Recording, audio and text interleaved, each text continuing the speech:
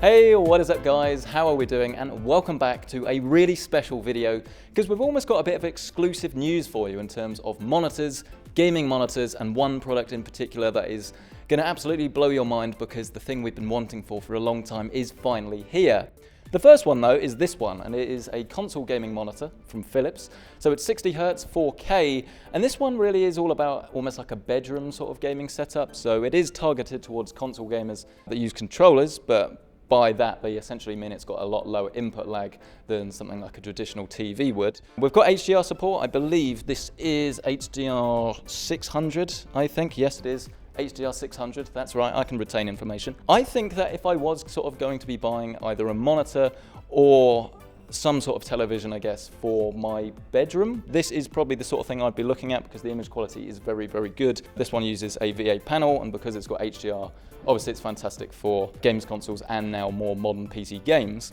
But talking about PCs, I would say that as soon as we get towards this end of the room, things get a lot more interesting. This one is a 27-inch TN panel. It uses G-Sync, 1440p, 165Hz. We've heard these specs before, they're not really that interesting.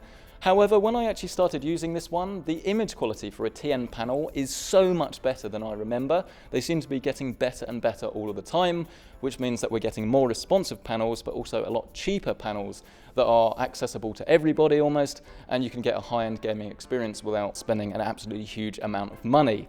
But spending a huge amount of money, you ask, is exactly what you'll have to do if you want this one. This is the big boy, this is the real deal. This one is called the AGON AG353UCG, so really interesting name. And this is 200Hz. It's an ultra-wide monitor, 3440 by 1440, VA panel, HDR 1000, G-Sync HDR, which means that this is going to compete with the likes of Acer's X35 and then the PG35VQ, it's good that I can remember those model names, to essentially be the ultimate gaming monitor, that really cliche thing we seem to say all of the time. But from my limited experience with this one, because it is the first sample that is actually out, it's not final. This one should be coming in around about late June, they say, but I think it might be delayed a little bit longer than that. But what AGON monitors normally do is sort of balance price and performance. So with Asus ROG, they're normally the most expensive ones out there, but they have more features. A lot of them you probably won't use,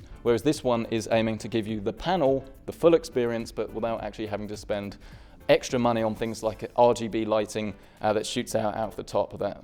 Let's be honest, no one is really ever going to use. And it would be nice if I'd actually remembered to give you the full information, because unfortunately I seem to have fluffed up the end of that video. Very professional, I know, so this is post-edit Marcus now, giving you a couple more updates. Mainly being that in terms of pricing, we don't yet know what this is going to be. They wouldn't tell me.